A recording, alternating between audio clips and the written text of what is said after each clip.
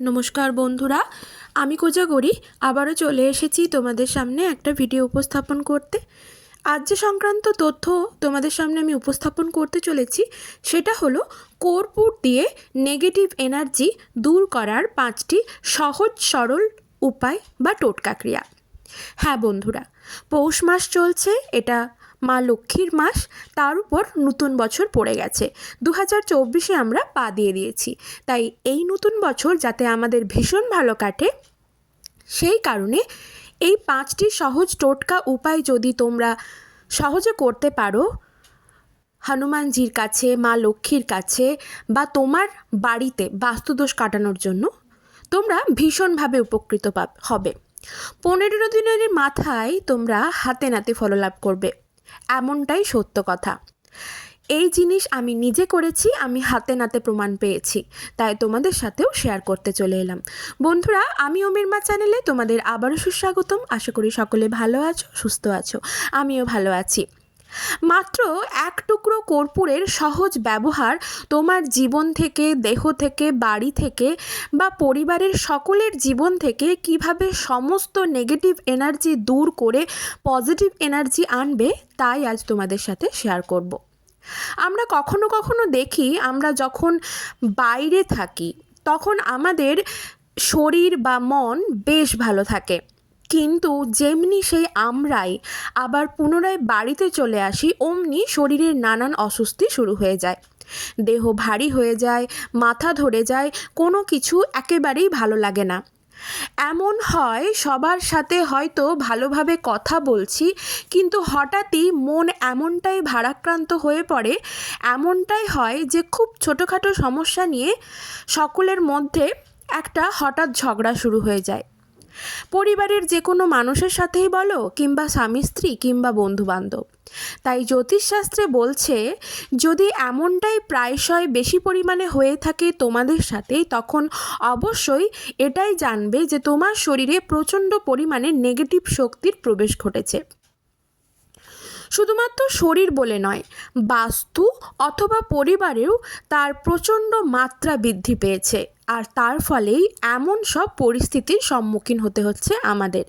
তাই বন্ধুরা, এই 5টি সহজ উপায়ে যদি কর্পূর দিয়ে করতে পারো উপায়টি, তাহলে এই নেগেটিভ এনার্জি একেবারে দূরীভূত হবে।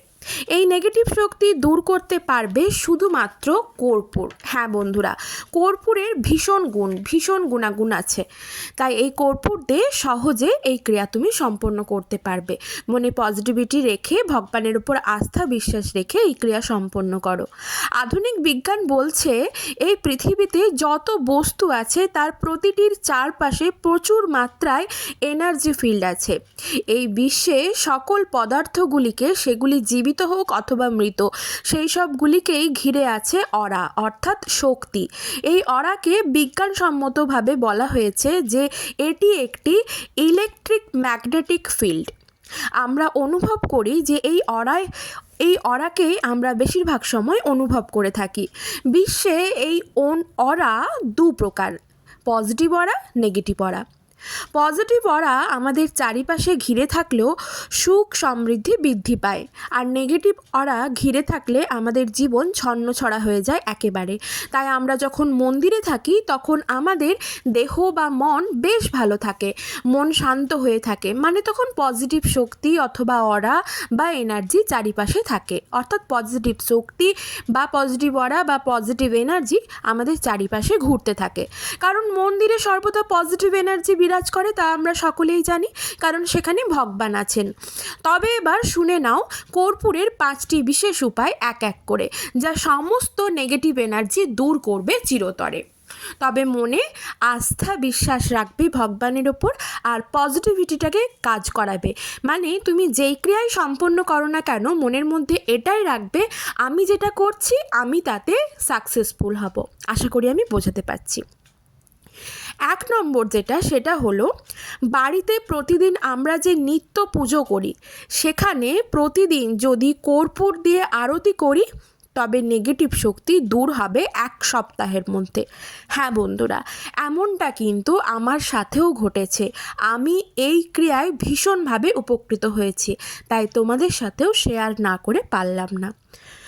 যখনই বাড়িতে তুমি পুজো তো দুবার করবে, একবার সকালে আর সন্ধেবেলায় সন্ধে দেখাবে, যে কোনো একটা টাইম তুমি কর্পূর সহযোগে আরতি করো। এর থেকে কি হবে, একটা পজিটিভ শক্তির কাজ করবে, আর যে কর্পূরের ধোঁয়া সেটি নেগেটিভ শক্তিকে দূর করে দেবে চিরতরে। 1 সপ্তাহের মধ্যে তুমি হাতে নাতে ফললাভ করবে। 2 নম্বর যেটা, সেটা হলো সাংসারিক বিবাদ কাটানোর জন্য একটি ছোট কাচের পাত্র নেবে, তাতে 5টি কর্পূর রেখে সেটিকে তোমার যে বেডরুম, অর্থাৎ তুমি যেখানে ঘুমাও সেখানে রেখে দাও, বা যে ঘরটিতে তুমি বেশি সময় থাকো সেখানে রাখলেও চলবে। দারুণ কাজ দেয় এই টোটকাটি।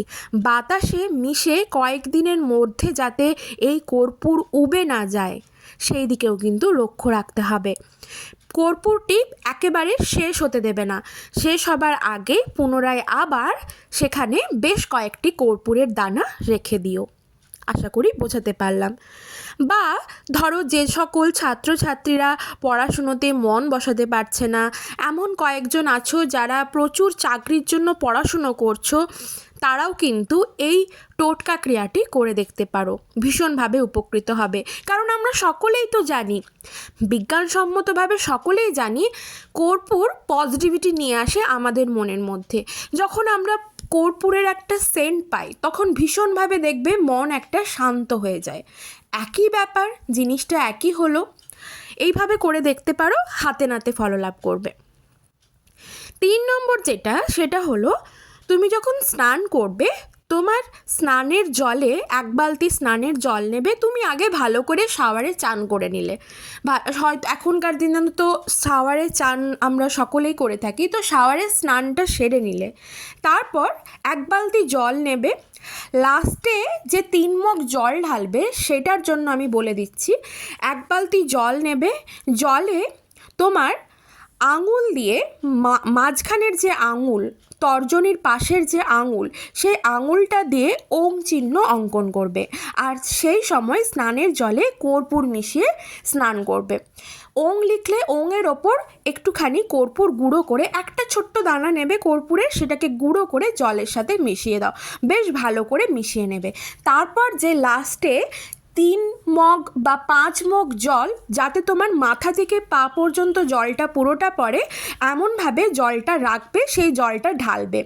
এর দ্বারা কি হবে বলো তো, তোমার জীবন যে বাধাগ্রস্ত হচ্ছে, তুমি প্রতিটা কাজে যে বাধা পাচ্ছ, সেই বাধা বিঘ্ন তুমি চিরতরে কাটিয়ে ফেলতে পারবে।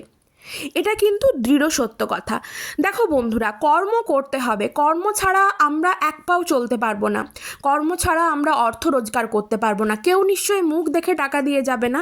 অতএব আমাদেরকে কর্ম করতে হবে, সেটা সাংসারিক কাজ বলো বা বাইরে অফিসিয়াল কাজ বলো, কর্ম করেই যেতে হবে। কর্ম ছাড়া ফললাভের আশা করাই বৃথা।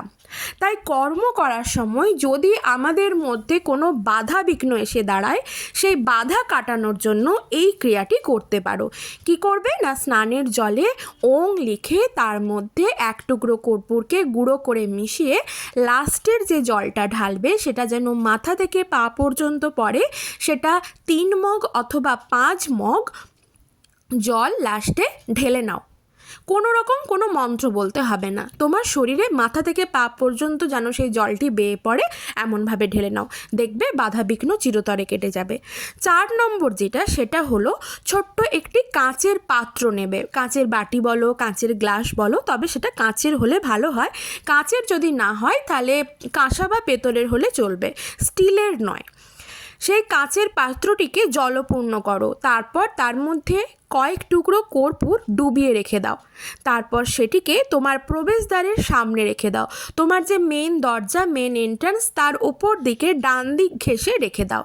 কিছুদিন পর পর চেঞ্জ করবে, কারণ কর্পূরটা গোলা হয়ে যাবে বা উবে যাবে, কিছুদিন পর পর চেঞ্জ করবে। এর থেকে কি হবে বলো তো, বাইরের কোনো নেগেটিভ এনার্জি ভেতরে প্রবেশ করতে পারবে না। বন্ধুরা, কোনো পজিটিভ এনার্জি বলো বা নেগেটিভ এনার্জি বলো, সব কিছুই কিন্তু আমাদের মেন এন্ট্রান্স, মুখ্য দরজা দিয়েই প্রবেশ করে, ভালোই বলো খারাপই বলো সমস্ত কিছু। তাই বন্ধুরা সবসময় মেন যেটা মুখ্য দরজা এন্ট্রান্স যেটা, সেই জায়গাটা সবসময় পরিষ্কার পরিচ্ছন্ন রাখবে। আর সেই জায়গায় কখনো জুতো ঝাঁটা বা নোংরা আবর্জনা রাখবে না, ডাস্টবিন রাখবে না। হয়তো 1-2 ঘন্টার জন্য তুমি নোংরাটা রাখলে, তুমি ফ্ল্যাটে হয়তো বসবাস করো, যেটা আমার ক্ষেত্রে হয়, সুইপার আসবে 1-2 ঘন্টার মধ্যে নিয়ে চলে যাবে, সেটা আলাদা। কিন্তু অবিরত তুমি সেখানে নোংরা আবর্জনা কিন্তু রেখো না, এতে কিন্তু নেগেটিভ অরার বসবাস হয়। 5 নম্বর যেটা, প্রতি শনিবার এবং মঙ্গলবার, আগামীকাল মঙ্গলবার এই ক্রিয়াটি তুমি করতে পারো, হাতে নাতে ফল লাভ করবে। প্রতি শনিবার ও মঙ্গলবার হনুমান চালিসা পাঠ করবে। হনুমানজির মূর্তির সামনে একটি মাটির অথবা পিতলের ঘটে কয়েক দানা কর্পূর মিশিয়ে সেই জল রাখো তোমার সামনে। তারপর চালিসা পাঠের পর কর্পূর জ্বালিয়ে হনুমানজির আরতি করো। তারপর সেই কর্পূর মিশ্রিত জল দিয়ে তোমার বাড়ির প্রতিটি কোণায় ছড়িয়ে দাও। এর থেকে কি হবে, নেগেটিভ এনার্জি দূরীভূত হবে চিরতরে। এটা তুমি বাড়িতেও করতে পারো। বাড়িতে যদি তোমার হনুমানজির কোনো চিত্রপট থেকে থাকে বা বিগ্রহ থেকে থাকে, সেখানে বসেও করতে পারো। বা যদি তোমার বাড়ির আশেপাশে হনুমানজির কোনো মন্দির থেকে থাকে, সেখানে গিয়েও তুমি এই ক্রিয়াটি করে নিয়ে এসে সেই জল বাড়িতে নিয়ে এসে বাড়িতে ছিটিয়ে দিতে পারো। আরেকটা যেটা বলবো সেটা হলো মঙ্গলবার এবং শনিবার আগামীকাল করে দেখতে পারো, হাতে নাতে ভীষণভাবে ফললাভ করবে। হাতে 3টে অথবা 5টা ভীমসেনীর কর্পূরের টুকরো হাতে মুঠো করে রেখে হনুমান চল্লিশা পাঠ করো। পাঠ করা কমপ্লিট হলো। পাঠ করার পর সেটি একটি কর্পূরদানিতে বা একটি কাঁসা বা পেতলের বাটি বা প্লেটের মধ্যে সেই কর্পূরটাকে জ্বালিয়ে দাও এবং মনে মনে তোমার মনস্কামনা জানিয়ে দাও, তুমি যে জন্য করলে। তুমি দেখো 24 ঘন্টার মধ্যে ফললাভ করবে। তবে বন্ধুরা মনে আস্থা বিশ্বাস রেখে ক্রিয়াটি করো, ভালো লাগবে। সবাই ভালো থেকো।